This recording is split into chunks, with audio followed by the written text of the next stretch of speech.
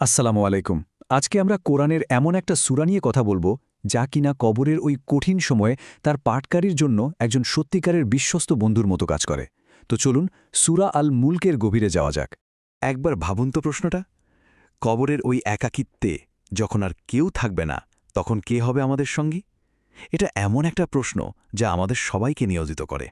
এই যে গভীর একটা প্রশ্ন, এর উত্তরটা কিন্তু লুকিয়ে আছে আমাদের আজকের আলোচনায়।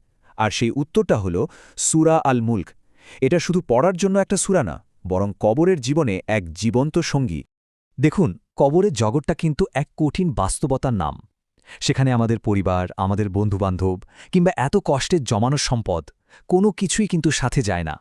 মানুষের সাথে যায় কেবল তার ঈমান আর জীবনের সে যা কিছু আমল করেছে, শুধু সেটুকুই।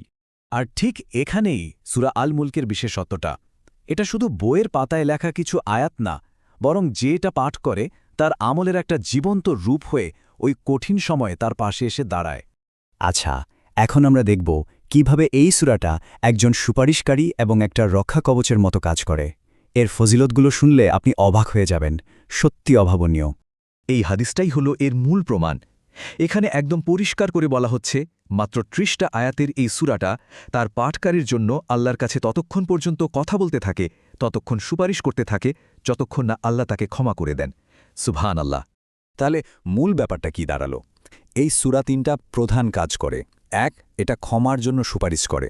২, জান্নাতে ঢোকার আগ পর্যন্ত একজন আইনজীবীর মতো তার পক্ষে কথা বলে যায়।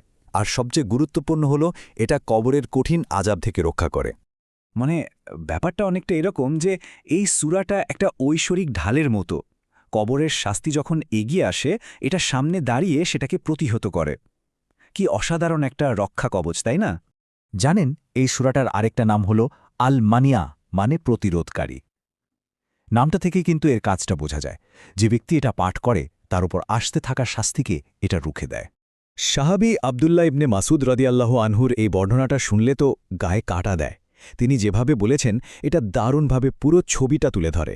মানে যখন শাস্তির ফেরেশতারা আসে, তখন শরীরের ওই অঙ্গগুলো, যেগুলো এই সূরা পাঠের সাথে জড়িত ছিল, তারাই এর পক্ষে সাক্ষী হয়ে দাঁড়ায়। পা বলে আমার উপর দাঁড়িয়ে সে সূরা মুলক পড়ত, বুক বলে সে আমাকে দিয়ে এটা ধারণ করত, মাথা বলে আমাকে ব্যবহার করে সেটা পড়ত। মানে পুরো শরীরটা একটা দুর্গ হয়ে যায়। এই সূরার গুরুত্ব যে কত বেশি, তা আরও পরিষ্কার হয়ে যায় যখন আমরা দেখি যে আমাদের প্রিয় নবী হযরত মুহাম্মদ সাল্লাল্লাহু আলাইহি ওয়াসাল্লাম নিজে কতটা গুরুত্বের সাথে এর আমল করতেন। এটা কিন্তু তার প্রতিদিনের অভ্যাস ছিল, কোনোদিন বাদ যেত না। ঘুমকে তো ছোট মৃত্যু বলা হয়, তাই না? তো প্রতি রাতে এই সূরাটা পড়ে তিনি যেন সেই বড় মৃত্যুর জন্যই নিজেকে প্রস্তুত করতেন। এই একটা অভ্যাসই কিন্তু এর গুরুত্বকে হাজার গুণ বাড়িয়ে দেয়। কিন্তু একটা প্রশ্ন মনে আসতেই পারে, তাই না? যে এই ছোট্ট একটা সূরার মধ্যে এত শক্তি, এত ক্ষমতা কেন? এর উত্তরটা কিন্তু এর মূল বার্তার মধ্যেই আছে। দেখুন, এই সূরার প্রত্যেকটা আয়াতে আল্লাহর ক্ষমতা, তার সার্বভৌমত্ব, জীবনমৃত্যু কেন দেওয়া হয়েছে, আর পরকালে যে আমাদের সবাইকে জবাবদিহি করতে হবে, এই কথাগুলোই বারবার মনে করিয়ে দেওয়া হয়। এই মৌলিক বিশ্বাসগুলোই তো একজন মুমিনের ঈমানের ভিত্তি, যা কবরের সবচেয়ে বেশি দরকার হবে। আর সবচেয়ে মজার আর গুরুত্বপূর্ণ বিষয়টা কি জানেন? এই সূরার যে মূল কথাগুলো, সেগুলোই কিন্তু কবরে ফেরেশতাদের করা প্রশ্নগুলোর সঠিক উত্তর। মানে যে ব্যক্তি এই সূরাটা ভালোভাবে ধারণ করে, সে তো আসলে পরীক্ষার প্রশ্ন আর উত্তর দুটোই সাথে নিয়ে কবরে যাচ্ছে। আচ্ছা, এতক্ষণ তো আমরা এর ফজিলত আর কারণগুলো জানলাম। এবার চলুন দেখি কিভাবে আমরা এই অসাধারণ সূরাটাকে আমাদের প্রতিদিনের জীবনের একটা অংশ আর কবরের সত্যিকারের সঙ্গী বানাতে পারি। পদ্ধতিটা কিন্তু খুবই সহজ। প্রথমত, প্রতিদিন রাতে একবার পড়া, সেটা এশার নামাজের পরই হোক বা ঘুমানোর ঠিক আগে। দ্বিতীয়ত, শুধু না বুঝে পড়ার চেয়ে এর অর্থটা নিয়ে একটু চিন্তা করা। তৃতীয়ত, আমাদের সন্তানদেরও এই অভ্যাসটা তৈরি করে দেওয়া। এটা তাদের পরকালের জন্য সেরা একটা বিনিয়োগ হবে। আর সবচেয়ে বড় কথা হলো ধারাবাহিকতা। কতবার পড়লেন তার চেয়েও জরুরি হলো প্রতিদিন পড়া। এই ছোট্ট আমলটাই পরকালে বিশাল প্রতিদান হয়ে আসবে।